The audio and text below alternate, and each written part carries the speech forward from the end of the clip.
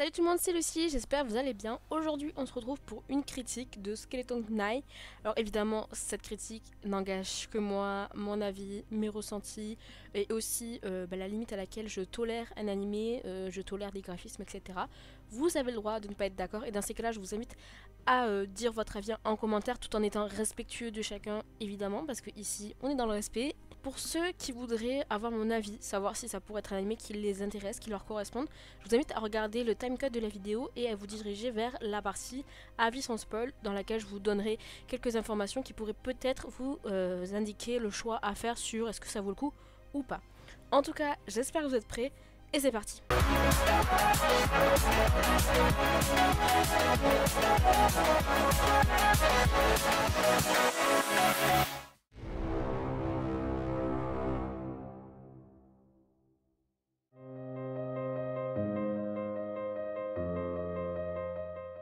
Un gamer se réveille soudainement dans un monde inconnu sous l'apparence de son personnage de MMORPG, Ark, un chevalier squelette à l'équipement légendaire.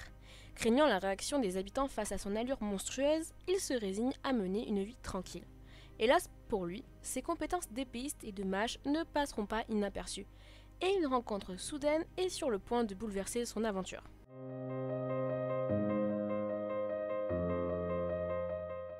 En termes de graphisme pour le coup, l'animé, je parle de l'animé parce que il faut savoir que c'est un animé qui est tiré d'un manga, ou en tout cas d'un light novel.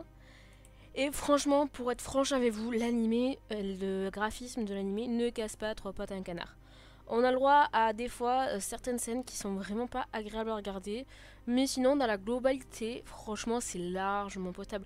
Ça fait partie de la moyenne que aujourd'hui on connaît et de tous les animés qui sortent de plus en plus sont dans cette moyenne là. Les couleurs sont disons correctes, il y a des couleurs vives en fonction des personnages, évidemment on s'adapte à chaque personnage. Chaque personnage a disons, des caractéristiques qui leur est propre, des couleurs qui leur est associées. Donc oui, c'est pas des graphismes où on va avoir extrêmement de détails, beaucoup de couleurs pour contraster avec chaque personnage, etc. C'est pas non plus un animé qui se veut extrêmement coloré, avec des paillettes, avec des... Pas du tout, c'est un animé qui se veut classique, et franchement ça fait le taf. En tout cas, en regardant, à aucun moment je me suis dit c'est vraiment dégueulasse, donc c'est que pour vous dire que ça va.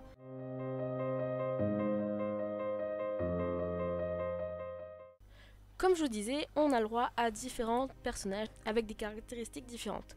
Évidemment, nous nous retrouvons dans un jeu vidéo, donc nous avons droit à des catégories de personnages classiques, les elfes, moi j'appelle ça loup-garou, mais eux ils appellent ça différemment, des ninjas, après on a des combinaisons un peu spéciales, et comme tout animé comme ça, c'est vrai que moi j'associe beaucoup ça à des petites mascottes on va dire, il y a toujours un petit animal mignon qui accompagne le personnage principal, et là on a le droit à un petit renard à 9 queues, vert, un peu nature, un peu à esprit, qui est très mignon et très choupi. Franchement moi je suis toujours friande de ce petit animal de compagnie, parce que bon, je pense qu'il y a beaucoup de marketing derrière, mais j'adore. Concernant le personnage principal, j'aime bien parce qu'en fait il est disons pour lui il est dans un jeu vidéo, il est là pour s'amuser, il est un peu enfantin dans sa tête, ça veut dire qu'il se rend pas compte forcément des choses, mais il aide les gens, il est puissant. Après évidemment on va pas se mentir que c'est un animé où on veut pas de grande évolution du personnage principal, on veut juste montrer sa puissance, sa badassitude, et c'est clairement le cas tout du long de l'animé. Il écrase tous ses ennemis et évidemment il va avoir le droit à la rencontre d'un personnage qui va bouleverser son aventure. Ici ça va être Ariane, qui est donc une elfe, et qui va évidemment, cette meuf est extrêmement bien foutue, des boobs en veux-tu, en voilà. Franchement, moi j'aimerais bien avoir quelques personnages féminins principaux où on n'a pas, on a une poitrine normale, on va dire. Voilà, c'est juste mon avis, sûrement parce que je suis une fille que j'en ai un peu marre de voir que des gros seins partout. Mais sinon, ce personnage-là, pour le coup, je l'aime pas trop. Genre, elle m'énerve un peu, je la trouve niaise. Mais après, c'est le personnage qui veut ça, même si elle est forte. Après, elle apporte aussi une dimension à l'animé qui fait que il y a une histoire qui se tourne autour d'elle, et que sans elle, bon, je sais pas où ça aurait mené. Mais en tout cas, voilà, les personnages sont pas déconnants, sortent pas de l'ordinaire, mais ça fonctionne toujours, c'est le schéma typique, donc pour le coup ça me dérange pas.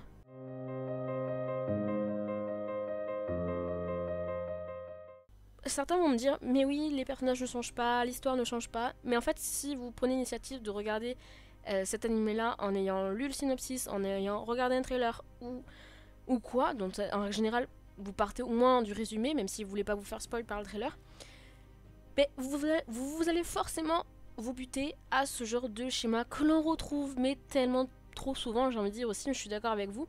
Mais si vous en avez marre, vous changez de type d'animé. Il y en a plein qui sortent dernièrement qui changent totalement.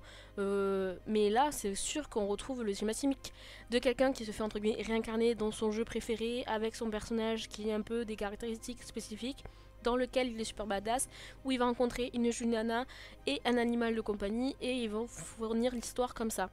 Moi, ça ne me dérange pas dans l'idée où, quand j'ai commencé, je savais sur quoi je m'engageais. Maintenant, il y a quelques twists qui sont intéressants, mais à la fin de l'anime, je me suis pas dit c'est l'anime du siècle, c'est cool à regarder, ça se regarde tout seul, t'as des plot twists, on va dire, intéressants, des personnages qui valent plus le coup que d'autres. Mais ça, c'est dans tous les animés de cette trempe-là. L'histoire, on suit donc Ark qui tombe dans son jeu, qui est un squelette, donc il faut qu'il garde son casque tout le temps, et qui va rencontrer différentes personnes. Bah, franchement, c'est juste ça l'histoire, et vous n'avez pas besoin d'en savoir plus, dans le sens où en vrai, bah, vous vous doutez qu'il va combattre, qu'il va gagner, qu'il va se battre, qu'il va gagner, etc. Donc franchement, l'histoire est basique pour ce terme d'animé-là, j'entends, mais franchement, ça fait le taf. C'est sympa, ça se regarde tout seul, voilà.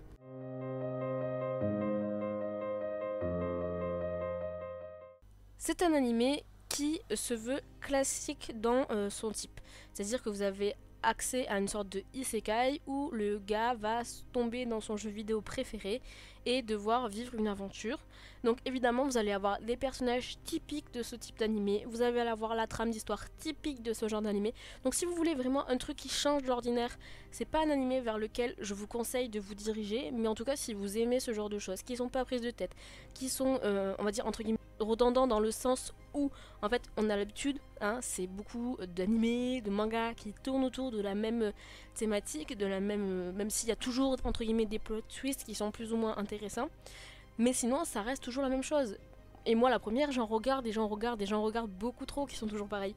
Mais en fait, juste quand tu regardes ce genre de truc que tu as vu 15 fois, tu t'attends juste à ce que ça soit un minimum correct graphiquement, ce qui est le cas, que l'histoire elle soit pas tirée par les cheveux ou que les personnages ne soient pas chiants, et ce n'est pas le cas. En gros ça veut dire que c'est tout à fait correct, les personnages sont ok, l'histoire est ok, et donc ça fait que c'est un animé finalement ok.